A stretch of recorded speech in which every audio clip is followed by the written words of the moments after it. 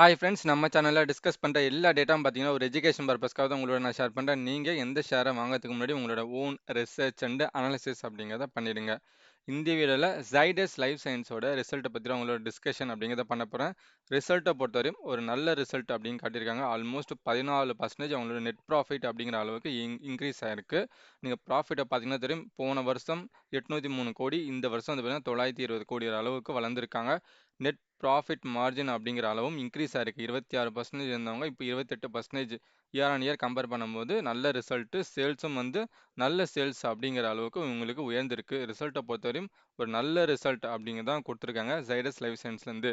இவங்களோட revenue breakup, நீங்கள் sales breakup வந்து பார்த்தீங்கன்னா, ஃபஸ்ட்டு வந்துட்டு அவங்களுக்கு யூஎஸ் மார்க்கெட் தான் பெரிய மார்க்கெட். அதில் வந்து ஒரு 47%. தென் இந்தியா மார்க்கெட் வந்து 25%. அப்புறம் கன்சூமர் வெல்னஸ்லேருந்து ஒரு 10% கிடைக்குது. அதுக்கப்புறமா இன்டர்நேஷனல் மார்க்கெட் ஃபார்மேஷன் மூலமாக ஒரு 11%, ஏபிஐ மூலமாக ஒரு 2, அலையன்ஸ் மூலமாக ஒரு 2% அப்படிங்கிற அளவுக்கும் இவங்களுக்கு சேல்ஸும் ரெவன்யூவும் வந்து கிடைக்குது. இதுதான் இவங்களோட சேல்ஸ் பிரேக்கப்பு. இந்த கோட்டோட ஹைலைட்ஸ்ன்னு பார்க்கும்போது என்னன்னா, இவங்களோட டோட்டல் ரெவன்யூ வந்து ஒரு 20% இயர் ஆன் இயர் நல்லா க்ரோ ஆயிருக்கு, எல்லா பிஸ்னஸும் சேர்த்து. அது மட்டும் இல்லாமல் இந்தியன் பிராண்டட் ஃபார்மேஷன் அதுவும் டபுள் டிஜிட் க்ரோத் அப்படின்னு காட்டியிருக்கு. கன்சூமர் வெல்னஸும் டபுள் டிஜிட் க்ரோத் அப்படின்னு காட்டியிருக்கு. யூஎஸ் ஃபார்மேஷனும் நல்லா வந்து ரைஸ் ஆயிருக்கு. இன்டர்நேஷனல் மார்க்கெட்டும் இவங்களுக்கு டபுள் டிஜிட் க்ரோத் அப்படிங்கிறத காட்டியிருக்கு.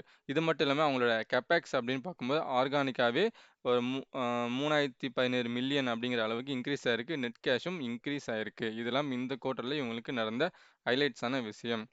நெக்ஸ்ட்டு ஒவ்வொரு டிவிஷன்லேருந்து எப்படி சேல்ஸ் நடந்திருக்குன்னு அப்படிங்க பார்ப்போம்.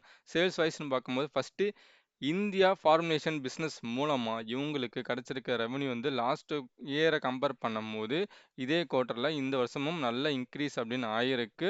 ஓவராலாக இயர் ஆன் இயர் கம்பேர் பண்ணிங்கன்னா 9.2% அளவுக்கு இவங்களுக்கு growth அப்படின்னு காட்டியிருக்கு. இதன் மூலமாக இந்தியா ஃபார்முலேஷன் பிஸ்னஸ் மூலமாக இவங்களுக்கு கிடைக்கக்கூடிய ரெவன்யூ பார்த்தீங்கன்னா 28%. டோட்டல் பர்சன்டேஜில் 28% இவங்களுக்கு இதுலேருந்து கான்ட்ரிபியூஷன் அப்படின்னு நடக்குது. நெக்ஸ்ட் கன்சூமர் வெல்னஸ் நீ கம்பேர் பண்ணும்போதும் இதுவும் இயர் ஆன் இயரில் 12% அளவுக்கு வந்துட்டு உயர்ந்திருக்கு லாஸ்ட் இயரை கம்பேர் பண்ணும்போது. கன்சூமர் வெல்னஸ் மூலமாக இவங்களுக்கு கிடைக்கக்கூடிய ரெவன்யூ பார்த்தீங்கன்னா 10% அப்படிங்கிற அளவுக்கு ரெவன்யூ கிடைக்குது. நெக்ஸ்ட் வந்து பார்த்தீங்கன்னா யூஎஸ் ஃபார்மேஷன் பிஸ்னஸ் மூலமாக இவங்களுக்கு கிடைக்கக்கூடிய பிஸ்னஸ்ன்னு பார்த்தீங்கன்னா 47% ரெவன்யூ இதுக்கு இல்லை தான் யூஜி இவங்களுக்கு. ஸோ இதுவும் வந்து பார்த்தீங்கன்னா இயர் கம்பேர் பண்ணும்போது 29% அப்படிங்கிற அளவுக்கு வந்து இன்க்ரீஸ் அப்படின்னு ஆயிருக்கு. நெக்ஸ்ட் பார்க்கும்போது இன்டர்நேஷ்னல் மார்க்கெட் அந்த மூலமாக உங்களுக்கு கிடைக்கிற ரெவன்யூ வந்து பார்க்கும்போது 19.6% அப்படிங்கிற அளவுக்கு இன்க்ரீஸ் ஆயிருக்கு. இது மூலமாக இவங்களுக்கு கிடைக்கக்கூடிய ரெவன்யூன்னு பார்த்தீங்கன்னா ஓவரால் 11% அப்படிங்கிற அளவுக்கு இன்க்ரீஸ் ஆகிருக்கு. ஸோ ஓவராலாக பார்த்தீங்கன்னா ஜைடஸ் லைஃப் சயின்ஸோட growth வந்து நல்லாவே எல்லா மார்க்கெட்டும் இன்க்ரீஸ் ஆயிருக்கு. எல்லா பிஸ்னஸ்டும் ரெவன்யூ வந்து ஆர்கானிக்காகவே அவங்களுக்கு growth ஆகி வெளில வந்துட்டு இருக்காங்க. நெக்ஸ்ட்டு இவங்களோட நெட் ப்ராஃபிட் வந்து பார்த்தோம் அப்படின்னா நல்லா இன்க்ரீஸ் ஆயிருக்கு.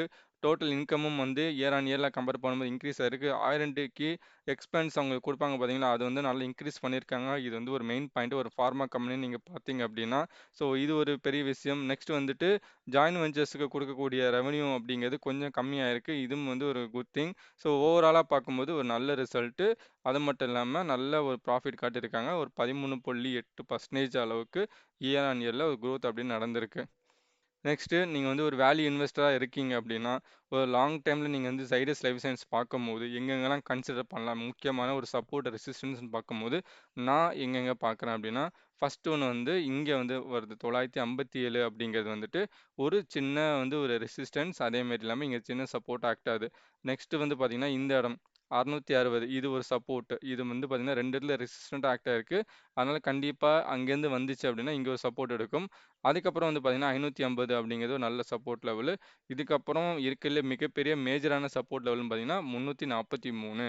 இதுதான் இருக்கிறதுலே மிகப்பெரிய ஒரு சப்போர்ட் லெவல். ஏன்னா இத்தனை வருஷத்தில் இந்த இந்த பாயிண்ட்டை தான் வந்துட்டு மேஜராக வந்து சப்போர்ட்டாக வந்து ஜைடஸ் லைஃப் சயின்ஸ் வச்சிருக்கு. இந்த பாயிண்ட்லாம் பிடிச்சோம் அப்படின்னா லாங் டேர்மில் ஒரு நல்ல ரிட்டர்ன் அப்படிங்கிறது இங்கேருந்து உங்களுக்கு ஜைடஸ் லைஃப் சயின்ஸ் மூலமாக கிடைக்கும். அவ்வளோதான் நண்பர்களே, இன்னைக்கு இதை பற்றி உங்களோட ஷேர் பண்ண வீடியோ எடுத்தேன். கண்டிப்பாக வீடியோ யூஸ்ஃபுல்லாக இருக்கும்னு நினைக்கிறேன். இருக்கும் பட்சத்தை கண்டிப்பாக லைக் பண்ணுங்கள், கமெண்ட் பண்ணுங்கள், உங்கள் ஃப்ரெண்ட்ஸ் அண்ட் ரிலேட்டிவ்க்கு நம்ம சேனலில் சஜஷன் அப்படிங்கிறத பண்ணுங்கள். தேங்க்ஸ் ஃபார் வாட்சிங்.